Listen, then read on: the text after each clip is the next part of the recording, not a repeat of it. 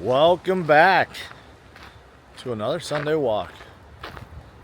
Man, I am tired and I am cold. Fall is here, unfortunately.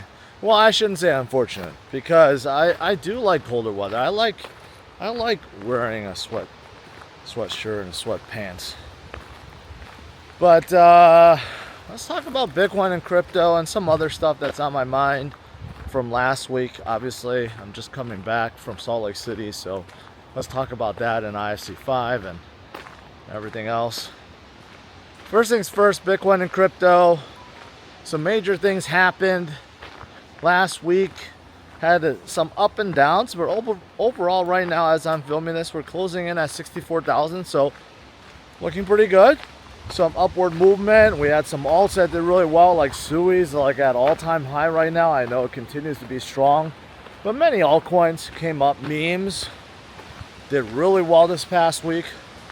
So even though we haven't fully recovered back to our 66,000 from like a couple weeks ago, or obviously our high, but we're climbing back up, and we have a really good indicator, and that is microstrategy. Yeah, that's right. This past week, microstrategy just shot up once again, right? It broke 200. It broke its previous high from back in March. It just kept going. Michael Saylor is looking like a freaking genius, looking like this day and age, or this generations of Warren Buffett, I should say, because MicroStrategy stock is on a roll. You know how he always puts out those graphs where it compares his stock performance against like Nvidia's and S&P 500 and everything else? Man, MicroStrategy stock is up 1,600% since 2020. Nvidia is up 1,000. It outperformed Nvidia by 600%. It's insane, and it even outperformed Bitcoin. So if MicroStrategy is that hot, just think about what's about to happen to Bitcoin, right?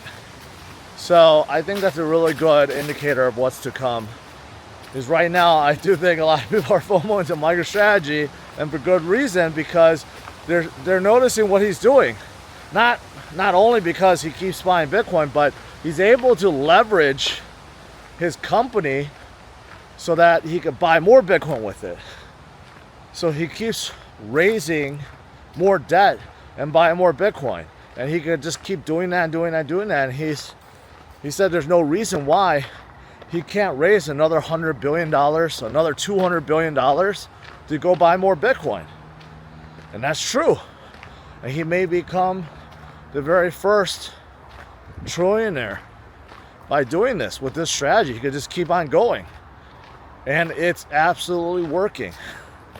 So I think that's a precursor of what's to come, right? Bitcoin isn't far off. There's still so many bearish comments today. I was just like, normally I don't skim through my comments because it just gets me super angry, because all the naysayers and trolls, making all the comments to get you pissed off, right? I know it's like 1 in a million. No, it's less than that. It's like 1 in 100, but still, it pisses me off. Anyways, but I did go through them, man. It's just like, man, there's so many bearish people, yet Bitcoin is like at 64,000. We're like barely off from our all-time high, and things are coming up, and yet there's still so many bearish people like that. I just don't get it, right? But I know most of you guys are not like that. Most of you guys understand. It's just a waiting game. It's a patience game. The more patience you have, the more you'll gain. Just like Saylor. You know how much of a beating he took, ever since he implemented Bitcoin strategy in 2020, right? In 2021, he looked like a genius. And then in 2022, 2023, do you know how many people went on air Even the commentators on CNBC, MSBC, or whatever, you know, Fox News, everyone, right? Everyone went on TV and bashed him and said he was irresponsible, and you know, he was going to drive MicroStrategy to the ground, right? Even during the Bears times, he joined in on the fun, and you know, he even put a McDonald's hat on himself. Like, he even knew, yeah, you know what? Sometimes it could be bad. I remember, you know, the jokes, right? Some of us played like, you know, showing a McDonald's application or putting on a McDonald's hat. Even Sailor did that, I remember, when Bitcoin fell down to like 15, 16,000. Well, look at him now. Who has the last laugh? And all of us in crypto, it's gonna be the same thing. It's just a matter of time. October's not over. We're like in the second week still, okay? We still have a lot of things, a lot of catalysts to look forward to. So I think MicroStrategy is a precursor to what's to come. October is still here. We still got a couple weeks to go. A lot of economic numbers still to digest. A lot of macro factors still in play. All looking good. I still remain bullish, and hopefully you guys do too. All right. So, what else do I want to talk about? Well, obviously I just got back from Salt Lake City. To reflect a little bit. Salt Lake City, being such a small city, has the biggest airport on the planet. I'm just kidding. It's not the biggest airport on the planet, but it is a ridiculously big airport for no good reason.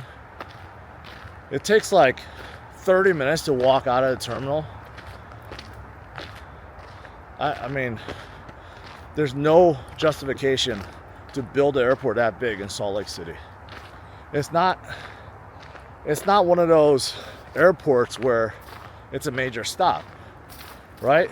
Like JFK or O'Hare, LAX, San Francisco, you know, these are like the major stopping points. I've never traveled overseas where it says, oh, you're going to stop in Salt Lake City. Like, it makes no sense. But it's a beautiful airport, I'll give you that. And the city itself, nice and clean, very empty.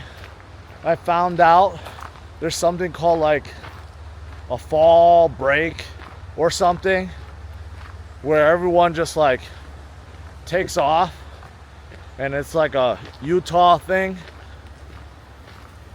Never heard of that because no one else has that. It's just like, you know, like kind of like a Thanksgiving break, but like they have like a fall break, and it's just like everyone's gone in the middle of October. I don't know what that is. So the city was quite empty. Yeah.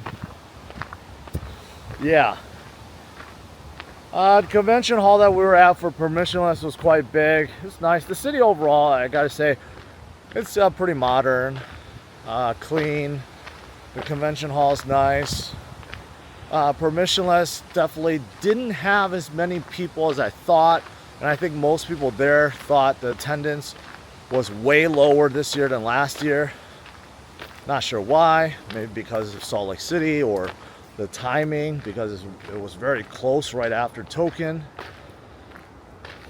Overall, it is what it is. Talked to Hoffman a few times. He thought it was a success. There was not a lot of side events, so that kept people like at the event, for better or for worse. There was like no side events at all. Very little like side parties or whatever. 3-day event. But IFC, Product Combat 50, huge success once again. Everyone enjoyed it. I was afraid that attendance was going to be lower, but it wasn't. Packed house. We had Mickey was that Mickey Mays there, the kind of like the influencer gambler, the one that cheats the Vegas casinos. He was there. Alex Pereira was there. And we actually got him to come onto our IFC commentary desk. Yeah, it was cool. And Pereira's sister fought in KC and won victoriously. Overall, it was a good event, and all the fights were great. IFC fights were great. Kane fought Hoffman. Hoffman won, and hey, winning at his own conference, no better way to win, right? So everyone enjoyed it. It was a good event. But you know, whenever I travel, I get so tired and I lost my voice. So that's that. And then there's another IFC event coming up next month in Thailand, and then one after that in Abu Dhabi, but maybe not. Maybe if it's not in Abu Dhabi, it'll be in our base on Miami. I'm hoping it's Miami because I'm so sick of these long travels. You know, like I was calculating all the time I've traveled this year and all the places I've been to. It's like literally like more than my entire life. It's actually kind of crazy. I was like calculating the other day. It's like a dozen cities in 10 months, and both international and stateside. But you know, sometimes that's what it takes to succeed, right? So that's what I'm doing for IFC, and hopefully it pays off. If it doesn't, then you know, I wasted a year of my time, I guess. All right, that's pretty much it. I'm looking forward to this week, seeing how Bitcoin and crypto rebounded toward the end of this week. I do think that this week can be good. I didn't see anything big this week. No big FOMC meeting or big inflation reading or anything like, you know, coming up.